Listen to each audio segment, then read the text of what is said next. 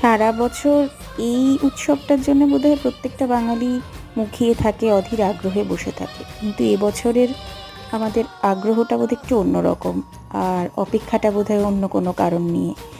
তো যে প্রসঙ্গে কথাটা উঠলো সেটা হলো, আমার এটা প্রি পূজা একটা এক্সিবিশন হতে চলেছে।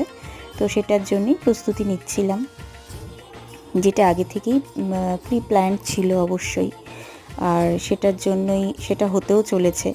তো যাই হোক, সেই প্রসঙ্গেই হঠাৎ মনে হলো যে এত যে আয়োজন, এত কিছু, সত্যি কি সেটা সবাই মন থেকে মেনে নিচ্ছে, না মন থেকে এই ভালো লাগাটা বজায় থাকছে বা থাকবে। তো দেখা যাক কি হয়। তো কেউ তো আমরা থেমে নেই, সমস্ত কাজই চলছে, তার সাথে সাথে আরও কিছু অপেক্ষা চলছে আমাদের প্রত্যেকের।